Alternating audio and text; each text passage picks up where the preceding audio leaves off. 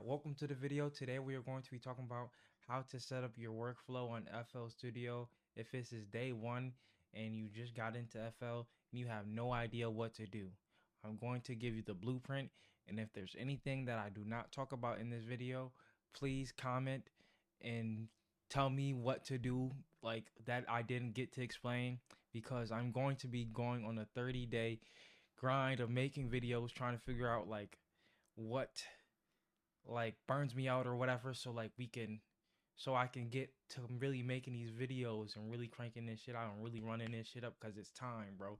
It's really time to take this content shit serious. It's really time for you to take your musical career serious. So I'm glad that you clicked on this video, because that's what that means, and we're about to do this shit together, because this is growth in the process, ladies and gentlemen. Okay, first thing first, when you like when you want to get into FL, like if you haven't, you don't know anything, like you just know that you want to get on FL Studios, okay. First thing first, you got to go buy that thing, you know what I'm saying? Or just acquire it, you know what I'm saying? Do what you got to do. But me personally, I bought this thing. But, you know what I'm saying? I actually bought FL Studios, not gonna lie. You know what I'm saying? I can log into my account and everything right now. But, you know what I'm saying? I will recommend go and buy FL Studios. You know, like, I'm gonna keep it a bean, bro. I cracked this shit before. I'm gonna keep it a bean. I cracked it before, but I didn't want to know how to produce until I bought FL. You know what I'm saying? You can see at the bottom that I brought the producer edition. This shit ain't cracked. You know what I'm saying? But when I first got into this shit, I cracked FL and I didn't want to make beats. But the moment I freaking bought that shit, I locked in. I said I gotta get my $400 back. Cause I'm pretty sure, bro, when I bought it, like the producer edition was like $400 or $300, bro. Now they brought the price down, bro. Like, so like y'all niggas really like lucked out. You know what I'm saying? You really getting a discount compared to what I got. You know what I'm saying? So yeah, go ahead, go buy that. Go ahead and get that producer edition, or I honestly recommend the all plugins edition, because that's what I'm literally finna go and upgrade to. Like, soon as it's like everything get stable for me, I'm going in on that all plugins edition. So go ahead, acquire FL Studio. That's step number one. Go and get FL Studios, okay? All right. Now, step number two is to launch FL Studios. Like, okay, so now when you launch it for the first time, when you launch into the program, right, you're going to launch into this demo project, right? This is what you're going to launch into. Something similar to like this, right? Um, what you want to do is, this is what I would do, right? I would I would go I would go to the top left, right, and I'll click new from template, and then we're gonna go all the way down until you can get to empty, because we want a clean slate. You know what I'm saying? We don't need all that stuff. We want a clean slate, okay? So then after that, you want it. So this big thing right here, this is called the playlist, okay? You want to make sure your screen, this is how I set it up personally, but you can set your screen up, your workflow up however you feel is needed. You know what I'm saying? But you just need a basis, right? So that's what I'm here to do. I'm here to give you a basis. So my rule of thumb is you want to be able to see your playlist and your mixer, because that's what these two things are. This is your playlist, and then when we click on the top on the little mixer button, this is where you get your mixer. Okay, so you want to be able to have both on the screen at the same time. So what you want to do is, okay, if you open up FL and your mixer's like all like this and your shit's like all small and shit, you're like, oh fuck, I gotta click back and forth. Like, I can't have them both full screen. Like, bro, I gotta keep clicking back and forth and shit. Like, bro, I don't like doing all this.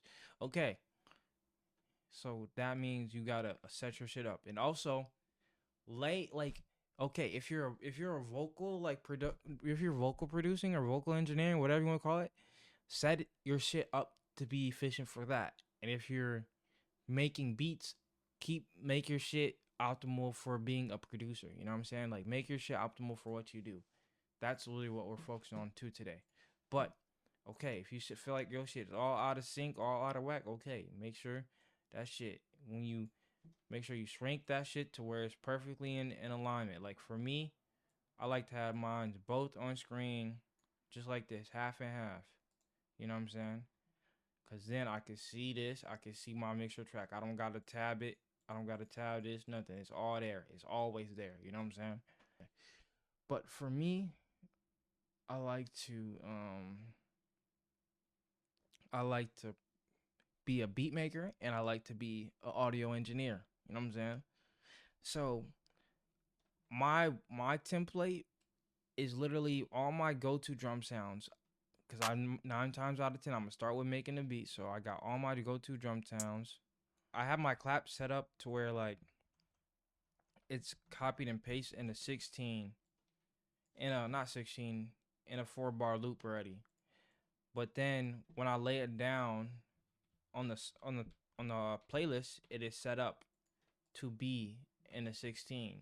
So then when I get to making the beat, it's gonna be in that full 16. If you get what I'm saying, if you catch my drift.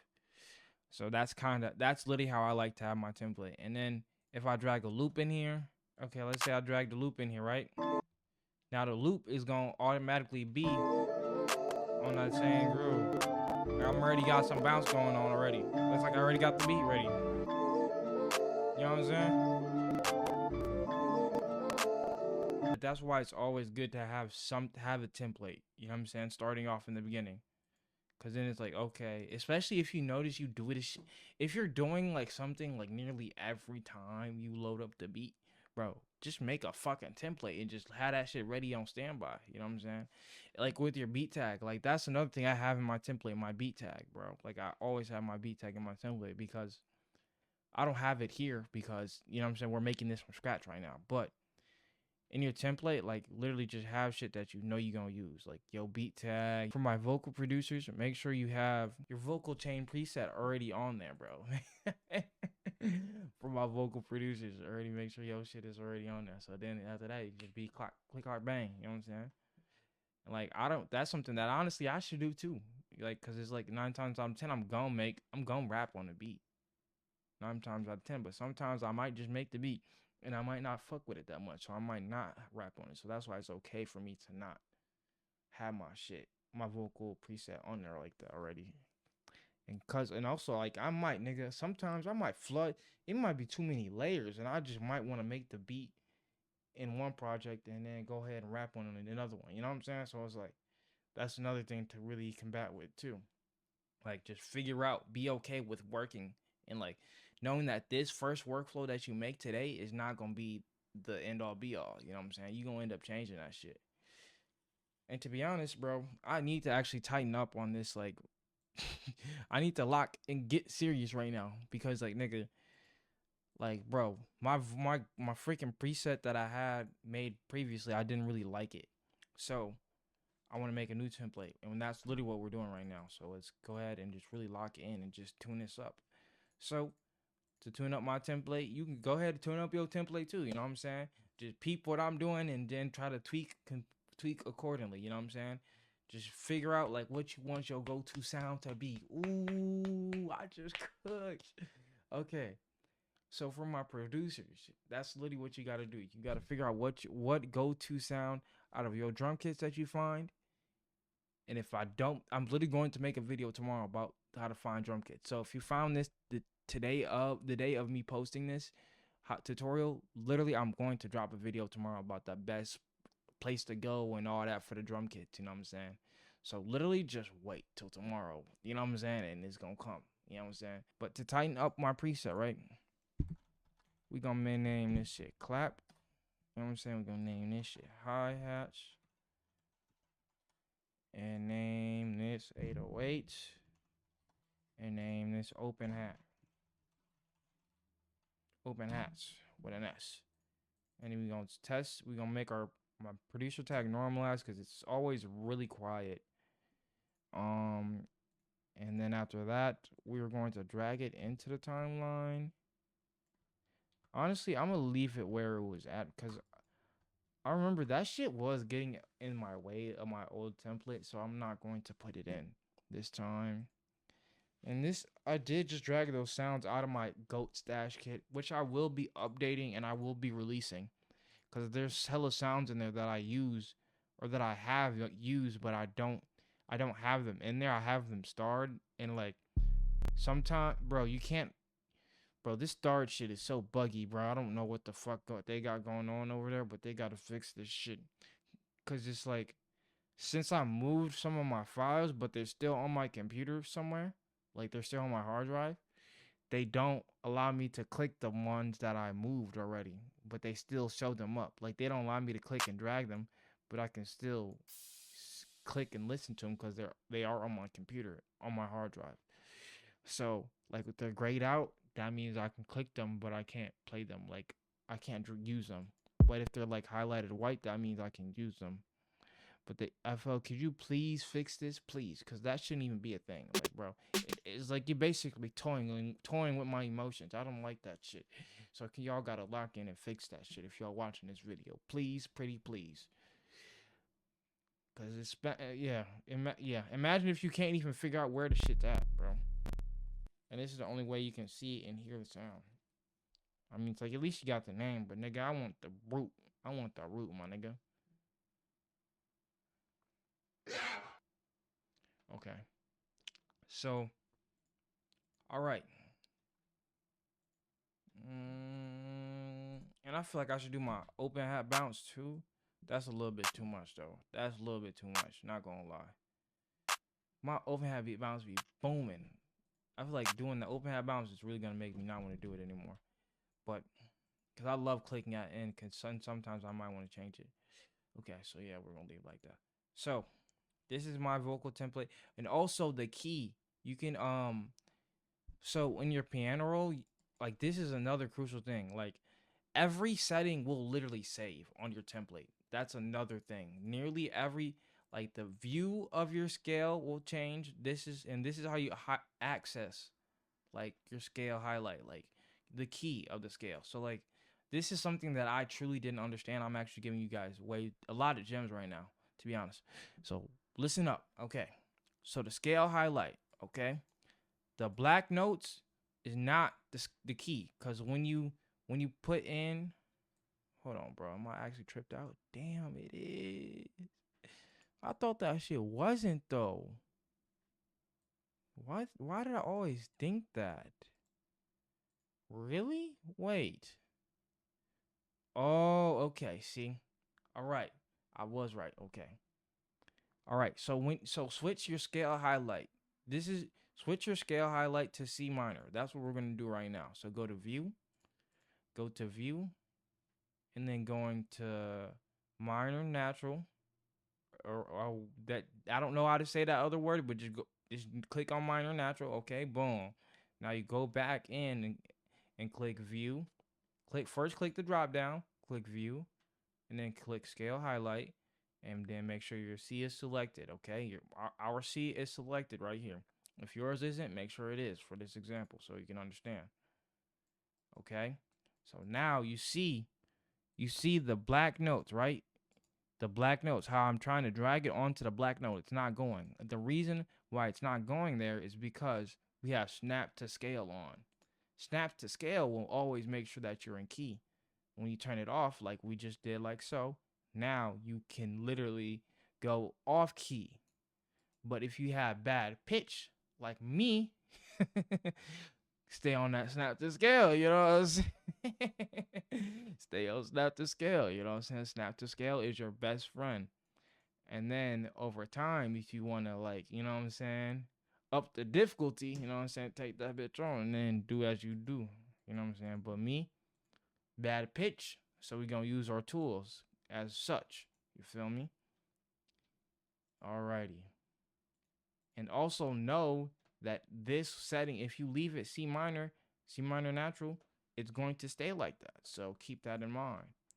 So we want our shit. Personally, actually, I feel like I like G sharp. G sharp or G, like those are my keys, not gonna lie. So we gonna lock our shit in on G sharp natural, minor natural. We're gonna lock our, oh yeah, and this right here, this is allows, like this feature right here, this turns your typing piano into literally a MIDI. So if we open up a sound, the clap for example, I know it's like weird, nobody uses a clap like that, but okay, whatever. So boom, right? So just for the, I'm gonna use a piano. I'm gonna use a piano, right? That's me typing with my typing keyboard.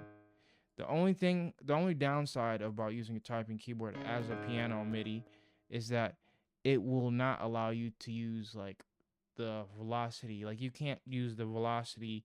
Like you can't press your key really hard and then it'll go up like really hard, and then you can't press it really soft and then it'll play really soft.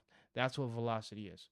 So that's like the only downside, but it allows you to understand what the experience would be like if you had a physical MIDI in front of you. So like just learn how to really tap into that and use this a lot in the earlier stages of your producer journey, because that's what I did, and I wish I was able to do it more at the higher level, like tapping into the scale highlight and making sure scale highlight of my typing keyboard, because I thought that I was just supposed to know how to automatically stay in key because that's how it was defaultly set up.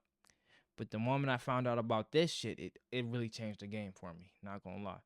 So tap into that, right click, and make sure it's in the same key as your view. So mine is G sharp minor. So, and you can play the chords. So mine is G sharp minor natural plus the chords. You know what I'm saying? If you want to go major, okay, go major plus the chords. You know what I'm saying?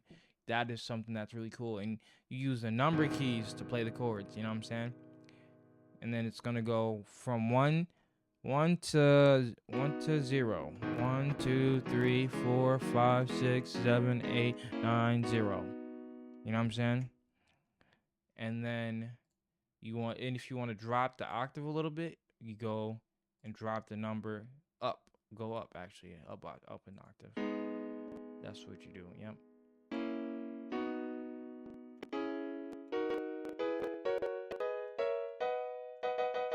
Just like that. You know what I'm saying? And then if you want to go low, or it is high, I think. Yeah, that's high. But when you drop it, you go down to 2.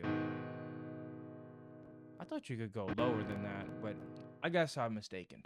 I actually did not know how good this thing was. Like, my ears, bro, I don't know. I just don't like the way it sounds sometimes. I think it's really like stereo or I don't know. But anyways, that is how you use the typing piano and turn it into MIDI and set the layout of it. You know what I'm saying? That's what we're teaching. We're trying to get layout and workflow mastered today. You know what I'm saying? And also, I'm glad I just said that because, okay, for my producers, you're going to, okay. So if it's your first day in FL, make sure that like just the notes in the audio, in the notes, if you're just if you want to, you make sure the notes in the audio record. Make sure the automation and the clips and all that shit does not move. Like we don't want none of that shit checked. We just literally want the notes in audio, because that means that when you click record, right, and you move the knobs, watch, because when you click record and you use the knobs, let's see, it shouldn't pick up. It shouldn't pick up, right? If I'm not mistaken, it shouldn't pick up. Correct. It did not pick up. Because then if it did pick up, we would have automation tracks. And automation tracks are like, bro, it's a pain in the fucking ass to get rid of. I'm not gonna lie.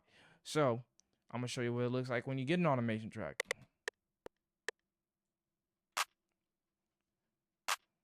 This is what it looks like when you get an automation track. You're like, what the fuck is going on? Why do I have this? Like, why do my volume keep going up and down when I'm trying to do some shit, bro? What the fuck? Okay? That's what it looks like. And I don't even know how to get rid of that shit. You know what I'm saying? I literally have no idea. Outside of clicking Control Z. That's the only way. So that's why we eliminate those mistakes right now today. You know what I'm saying? So make sure your automation is not selected. And to get into this menu, you have to right click on it, right click on the record button. Yep, right click on the record button, and then make sure notes and automation is selected, and note start time and note end time is selected. And then outside of that, enable record markers and note and audio. That's it. That's literally the only thing that you want recorded or checked. Outside of that, none of that shit should be checked. That's the most efficient workflow that I've found to be working. And it's like once you do that, once you click in to record, it's going to actually give you a pop-up menu saying like what to choose. Just choose one of the ones that made sense based off what I said, because I don't remember what the fuck it looks like right now because I can't tap back into that menu since I've opened up FL already. But literally go into that menu and just click one of the options that make sense based off of what I said, and then make sure after that, go in there and make sure it look like this. Make sure everything that is checked according based off what I said. You know what I'm saying? And then after that, you will be perfectly fine to record and make the beats and vocal produce whatever you're trying to do. Okay. All right. So now you got your template set up type shit. You know what I'm saying? I'm really trying to think. Oh, I'm gonna show you a shortcut really quick. So for my beat tag, I'm going to put my beat tag on the first channel rack, right? So if you want to put anything on the channel rack, you want to click Control L, boom. That's how you put that thing on the channel rack. This video is kind of becoming like a live comment, me just kind of setting up my own vocal template as I'm helping y'all, which is actually pretty cool. I'm really debating if I want to put my vocal template on this, because it's like I don't really like, I don't use it all the time.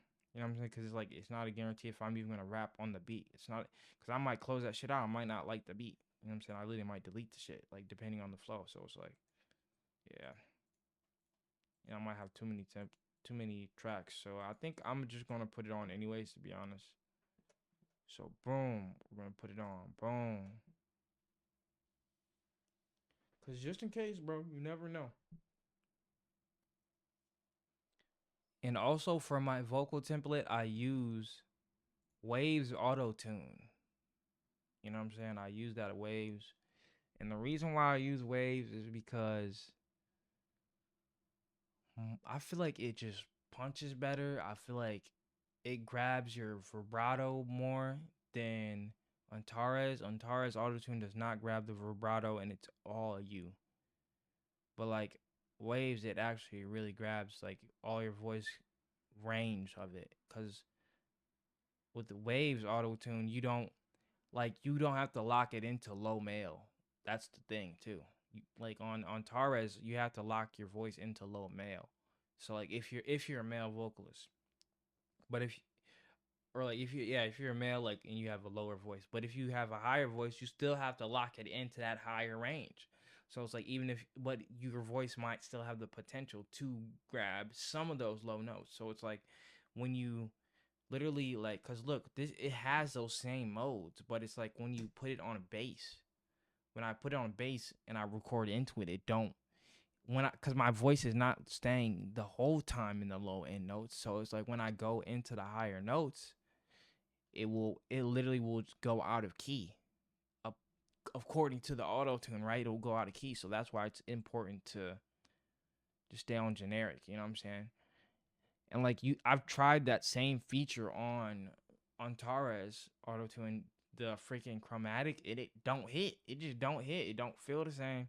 It don't got that much pull. So it's like, I don't know, man. I don't know. Now we're going to save this, and when you save this, we're gonna go. Before we save this, though, we gotta go into general settings, go into info, and title it. And the title will be the name at the top left of the screen. So I'm going to title it to @Zay on the road template. Okay, so now we are going to save. We're going to save this as new template. I'm going to save it as Zay on the road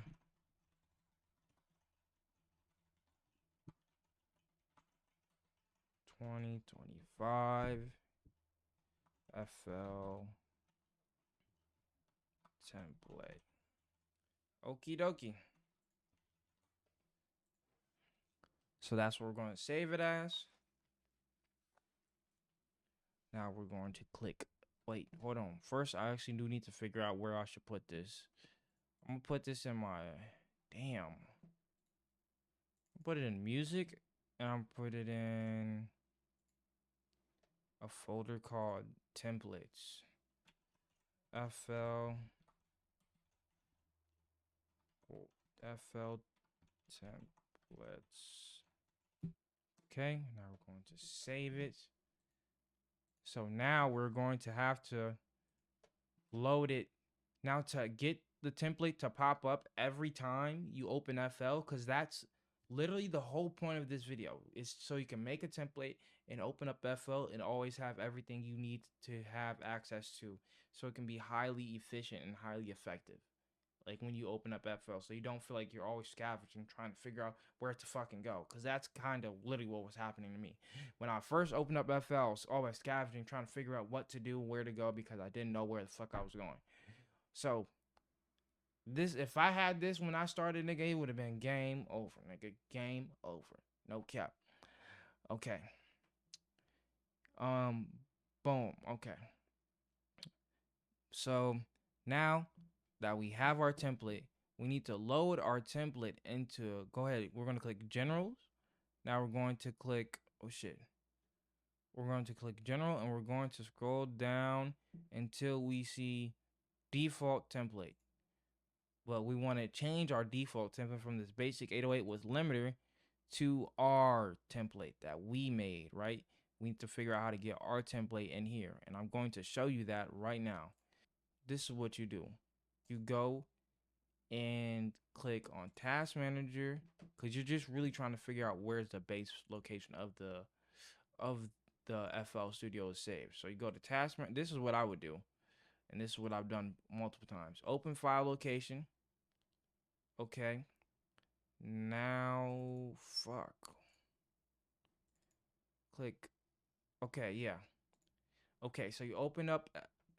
So you get in here. And you click data. And you click templates. And then you go and grab yours. Okay, we got our template right here. We're gonna drag our template right in here. Boom. Yes. And after that, we're gonna click. We're gonna close out of this, and we're going to close out of this, and we're gonna close out of this, and now we're gonna reopen FL. Boom. Click in FL. Okay.